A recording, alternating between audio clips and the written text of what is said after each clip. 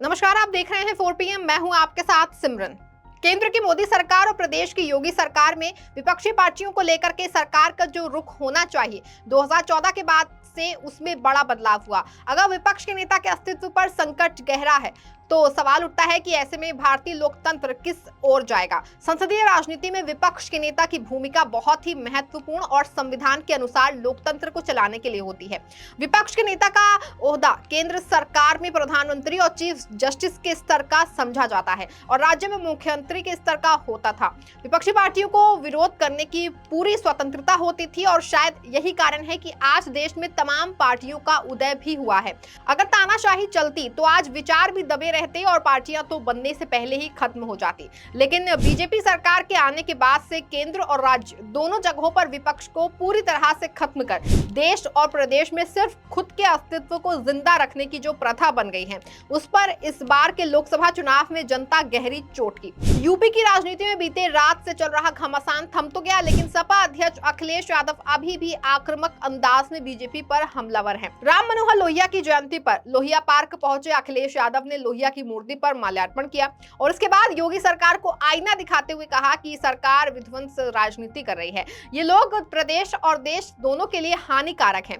एक महापुरुष पर माल्यार्पण ना कर पाए, इसके लिए उन्होंने जो काम किया वो पूरी तरह से अव्यवहारिक है। इनकाउंटर को लेकर जिस तरह से योगी सरकार पर लगातार सवाल खड़े हो रहे हैं, उसी मुद्दे को अखिलेश यादव ने आज एक बार फिर से गर्म कर दिया है। इस बार अखिलेश के तेवर बेहद आक्रामक थे। आज उन्होंने जिस तरीके से इनकाउंटर को लेकर बोला है वो सीधे यूपी के हर उस परिवार के घरों तक पहुंचा है जिन परिवार का कोई भी सदस्य इनकाउंटर से प्रभावित हुआ है।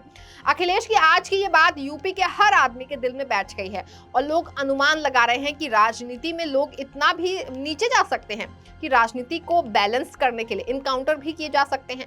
मसलन किसी जान जो है सिर्फ इसीलिए ली जा सकती है कि उनकी राजनीति बनी रहे।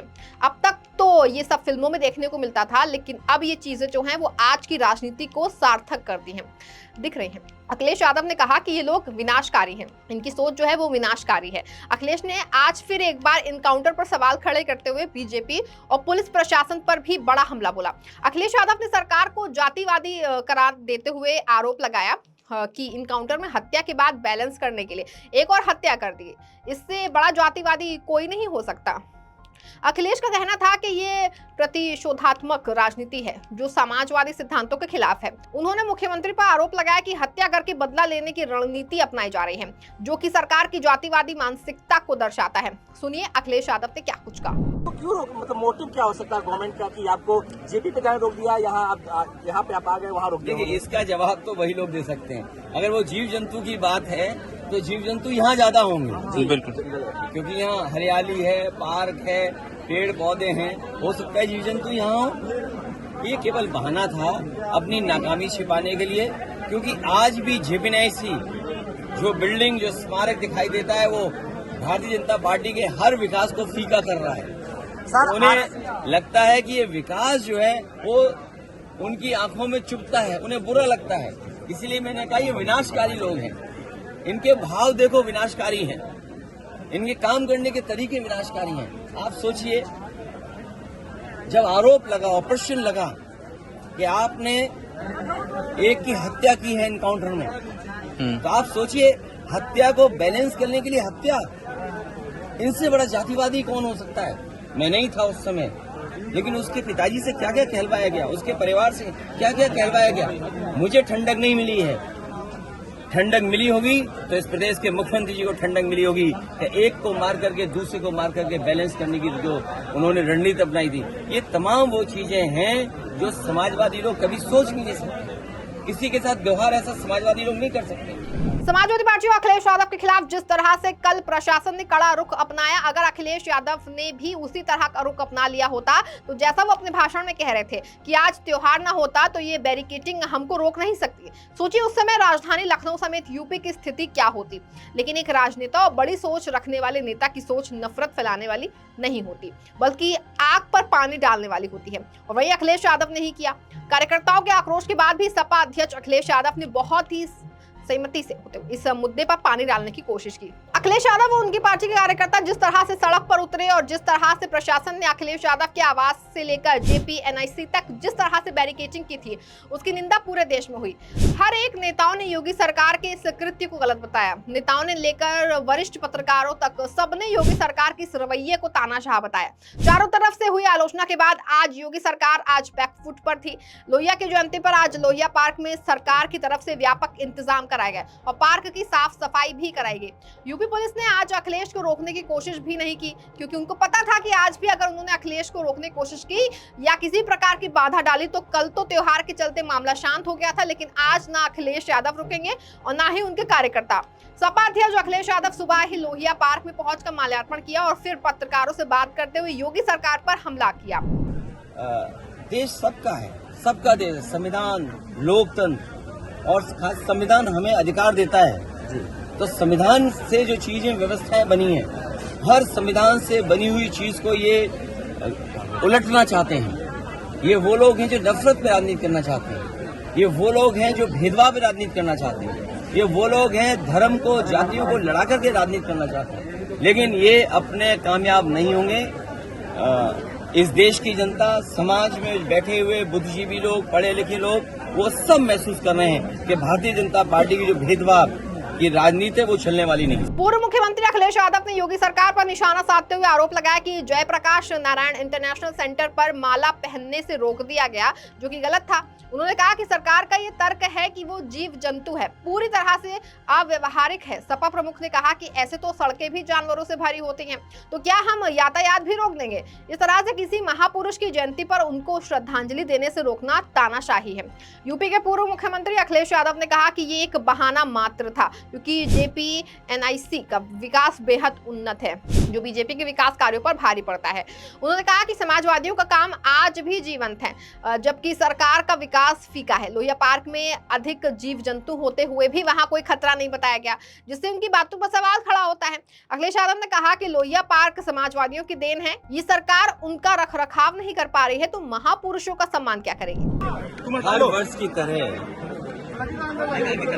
इस लोहिया पार्क में हम लोग थोड़ी सी आईडी पीछे डॉक्टर राम मनोहर लोहिया जी को याद करते हैं। आईडी नीचे और आज के दिन हम सभी समाजवादी लोग इकट्ठे होते हैं यहाँ पर आकर के, और माल्यार्पण के बाद उनसे प्रेरणा लेते हुए संकल्प लेकर के जाते हैं कि डॉक्टर राम मनोहर लोहिया,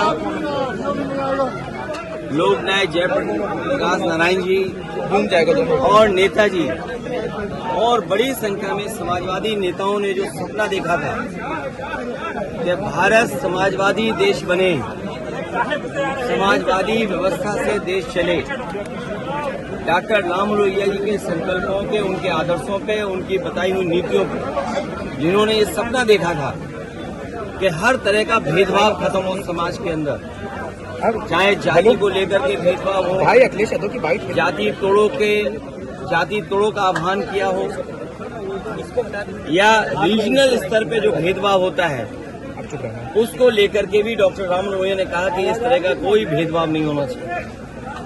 सत्य क्रांति का जो आह्वान किया था वो सही मायने में समाज को दिशा देता है। डॉक्टर राम मनोहर लोहिया को आज याद करते हुए हम संकल्प लेते हैं कि जो समाजवादी भारत का उन्होंने सपना देखा तो उस सपने को पूरा करेंगे। ये पार्क नेताजी ने बनवाया था और आज भी लखनऊ में लोगों के लिए या समाजवादी चिंतक विचारकों के लिए ये बहुत महत्वपूर्ण स्थान बन के उभरा है। इस स्थान पर सुबह से लेकर के शाम तक इस पार्क में लोग आते हैं और जब डॉक्टर राम मनोहर लोहिया के प्रतिमा के पास आते होंगे जरूर उनसे प्रेरणा लेकर के जाते होंगे। और आज देश में सच्चाई यही है कि समाजवादी व्यवस्था से ही गरीबी दूर हो सकती है, समाजवादी व्यवस्था से ही पढ़ाई का जो भेदभाव है वो खत्म हो सकता है, समाजवादी व्यवस्था से ही जो डॉक्टर राम मनोहर लोहिया ने कभी कहा था कि दाम बांधो की नीति लागू हो, तो जिस तरह से महंगाई है, बेरोजगारी है, उसको अगर कोई खत्म कर सकता है तो समाजवादी नीतियां। हालांकि जयप्रकाश जी ने संपूर्ण क्रांति का आह्वान किया था, महंगाई या भ्रष्टाचार उस समय की राजनीतिक परिस्थितियों को लेकर के, सरकार को इस तरह का व्यवहार कल नहीं करना चाहिए था जिस तरह का सरकार ने व्यवहार किया था। और ये बात कहना कि जीव जंतु हैं इसलिए आप नहीं जा सकते हो, तो जीव जंतु तो सड़कों पर भी हैं, हर जगह हैं, तो क्या हर जगह आना जाना आप रोक देंगे? क्या जीव जंतु से आप पूरा यातायात रोक दोगे? सड़कों पे चलने को रोक दोगे क्या आप? इसी बहाने को लेकर के जीव जंतु हैं। ये केवल समाजवादियों का जो काम था, समाजवादियों का आज भी काम दिखाई दे रहा है। जयप्रकाश नारायण इंटरनेशनल सेंटर के सामने आज भी बीजेपी का विकास फीका है।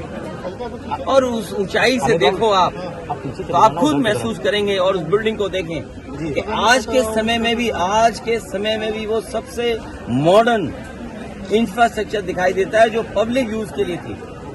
ये जो ओपन स्पेस आपको दिखाई दे रहा है, ये पार्क, ये समाजवादियों की देन है। चाहे आपका लोहिया पार्क हो, चाहे छोटे लोहिया जेनेरेशन पार्क हो। अब तो ये सरकार रख रखाव भी नहीं कर पा रही है, तो सोचिए वो महापुरुषों का सम्मान क्या करेगी। चेन्नई में अखिलेश यादव ने बीजेपी पर हमला बोलते हुए कहा कि ये विनाशकारी लोग हैं। जेपी एनआईसी जाने पर जीव जंतुओं से खतरा बताया, लेकिन उससे ज्यादा जीव जंतु तो इस लोहिया पार्क में है। तो फिर क्या यहाँ कोई खतरा नहीं है? ये केवल एक बहाना था रोकने के लिए, क्योंकि जेपी एनआईसी का जो विकास है वो उनके विकास के आगे का विकास है। ये विनाशकारी लोग हैं, इनके भाव जो है विनाशकारी हैं, उनके काम करने के तरीके विनाशकारी हैं। इस खबर में फिलहाल बस इतना ही। ऐसी तमाम राजनीतिक खबरों के लिए बने रहें, जुड़े रहें 4PM के साथ। धन्यवाद।